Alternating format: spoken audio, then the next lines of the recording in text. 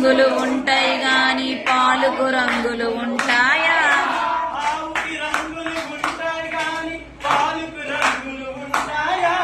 ఆవుకు రంగులు ఉంటాయి గాని పాలుకు రంగులు ఉంటాయా?